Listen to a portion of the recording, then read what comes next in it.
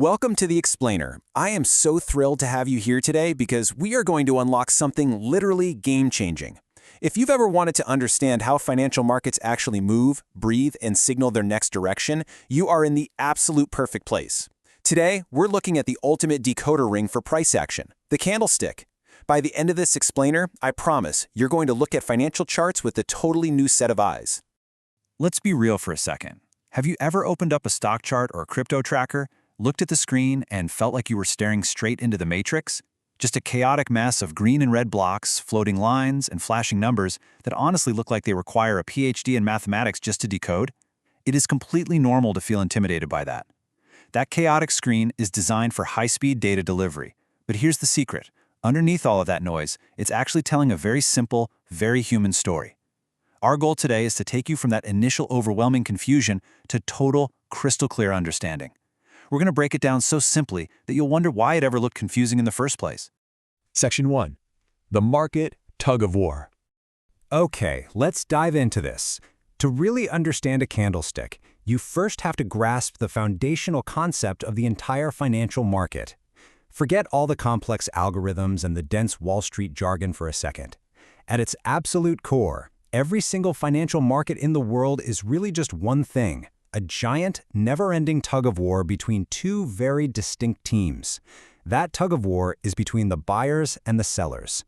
When you hear people throw around the term price action, this is exactly what it means.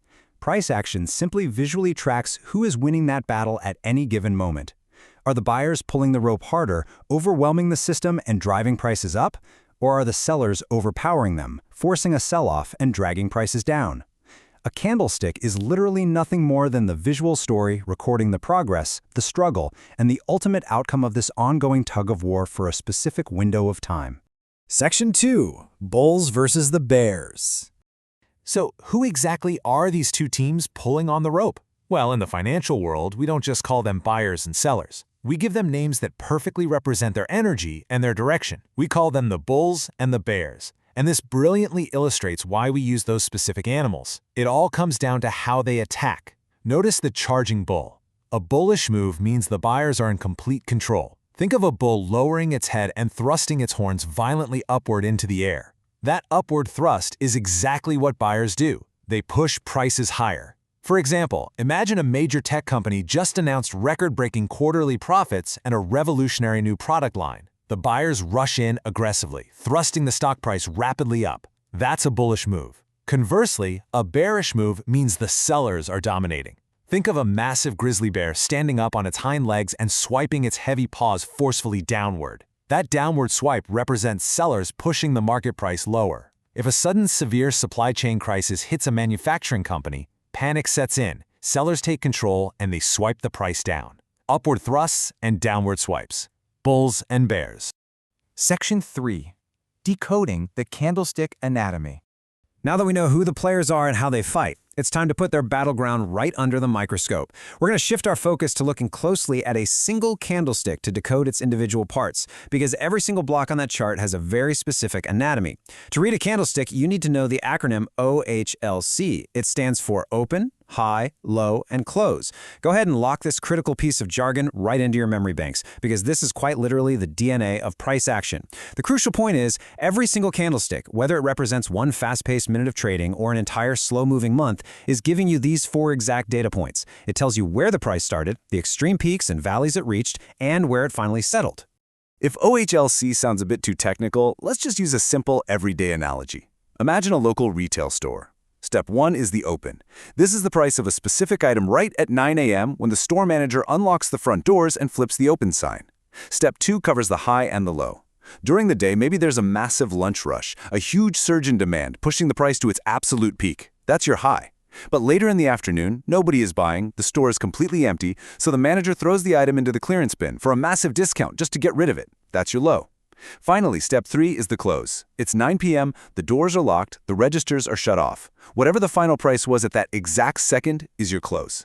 Every candlestick is just a single day at this retail store, perfectly mapped out for you to read. Section 4. Bodies reveal the momentum. Let's move to and see how this builds. By connecting these 4 data points, the open, high, low, and close, we start to construct the actual physical shape of the candlestick.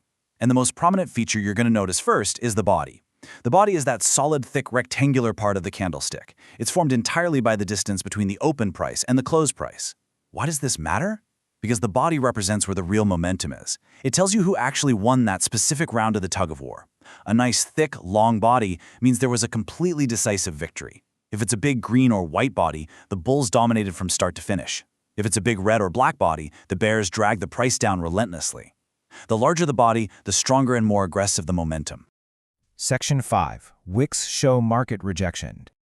But the solid body doesn't tell the whole story. You'll often see these thin lines extending out from the top or the bottom of that rectangle.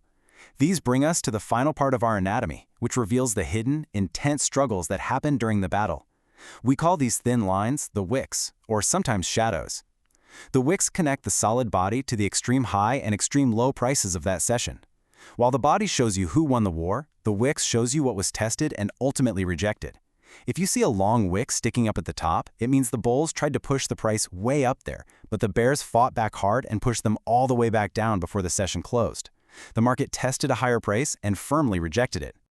Now, what's really interesting about this slide is how perfectly these two elements contrast. A thick body is a decisive win, like a massive flag planted in newly captured territory. But a long wick? Think of a long wick like footprints in the snow where an advancing army was eventually forced to retreat. The footprints absolutely prove that the bulls or the bears were physically there. They pushed that far into enemy territory. But the fact that it's just a thin wick and not a solid thick body means they couldn't hold their ground. They were yanked right back. Reading the combination of thick bodies and long wicks is how you truly decode the underlying emotion and the momentum of the market. And just like that, the matrix of confusing blocks and flashing lines is a mystery no more. You know that it's a giant tug-of-war. You know the bulls thrust up and the bear swipe down. You can spot the open, high, low, and close, and you know exactly how to read the momentum of the bodies and the retreating footprints of the wicks. You are officially ready to look at a real financial chart and see the human story unfold. So, I leave you with this final thought. Now that you know exactly how to read the battlefield, when the market opens tomorrow morning, whose side will you be on?